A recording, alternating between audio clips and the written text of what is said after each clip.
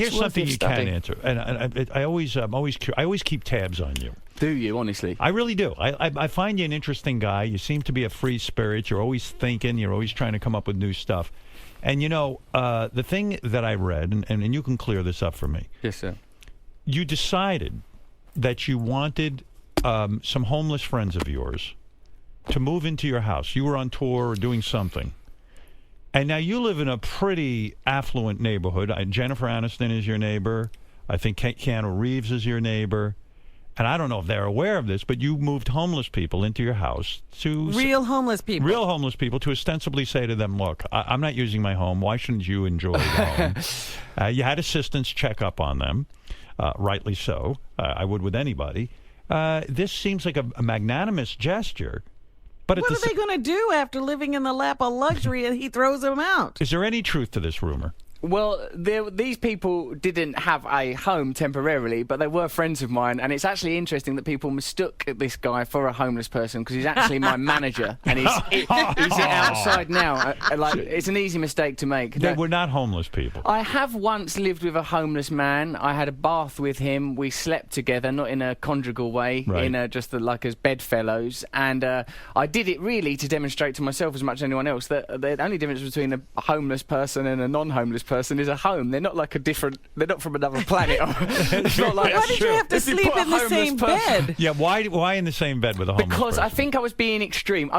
Just to add the disclaimer. You like to test the limits, don't you? I love it, baby. I love testing the limits. I was on crack and heroin at the time, Howard. I was off my head, Robin, so it's sort of like it's not like I was in my right mind. Crack and heroin has cost you something of your freedom in the sense that wherever you go now, because of your multiple arrests, and you were in trouble when you were younger because of crack and heroin, and due to those arrests now, there are times that you can't even be let into countries, right? No. You have real problems traveling. I was sent home from Japan. It was bad enough when I used to get sent home from school, but when you're sent home from Japan, you've got all the way to Japan. They go, no, you can't come in. Russell, is that an embarrassing thing to be sent home from Japan? It's a bit. It's like, I've come here to Japan. Cool, I'm looking forward to seeing Tokyo. Or let's have some noodles. I don't even know. All my references to Japan are cliche because when I got there, they went, we ain't having you here. Fuck off.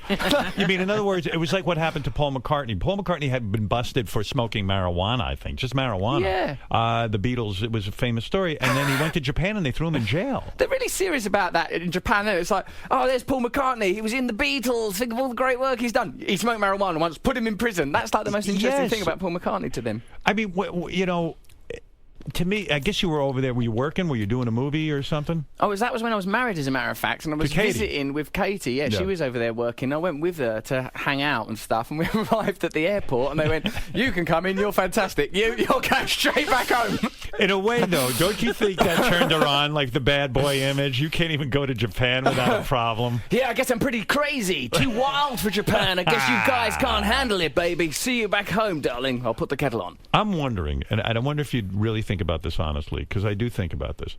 When you were married to Katy, your fame and your cachet or whatever, through the roof. I mean, you couldn't go anywhere. Everywhere you go, you're photographed and this and that. Now, all of us who are famous, we do have a deep dark hole inside of us, and I know you're against fame, and you kind of you're trying to work through your way through that in a reasonable way, and I admire that. But thank you. At the same point, that is a sort of a high, a drug high, when you're with someone that high profile and you're being photographed all the time. Is it now, in retrospect, a really hard thing to come down from? No, I mean, because there's so much to being married sort of emotionally. I am an egomaniac and a total narcissist and really self-involved guy, but on the other hand, I'm also quite sensitive and quite caring. So what I'm trying to do in my own life is move towards the part of me that's sensitive and gracious. It's hard to do, isn't it? It is, and it's really hard because we live in a culture that really rewards you for being a show-off and tells you that's what you should want and have some more money and have all this attention. And so it becomes hard to say no to. It does, mate. Even I would think, even being married to Katy, you go, wait a second, this is, even watching her now from the outside, every once in a while I go, wow, Russell used to be married to her. Yeah. And there's something very exciting in that. Just the idea of who she is. It helps me to remember that we're human beings, because because obviously as a famous person you meet other famous people, and you're Howard Stern, and I grew up with an awareness of you, and then I meet you and you're fantastic and everything, but I know that you're a human being and there's a different register to you. And I suppose when there's the intimacy of a marriage, there were two tracks to it. There was the chaos of the external, glitter-covered attention world, and then there was the fact that we're just two people, Like when we're at home, Who you can't probably go, whoa, let's be famous. Two people who probably didn't really know each other that well, and maybe weren't suited for each other to be in a long-term relationship. Well, a lot of people have relationships that last for a bit of time, and I tell you, I've got no regrets about that at all. She's a really...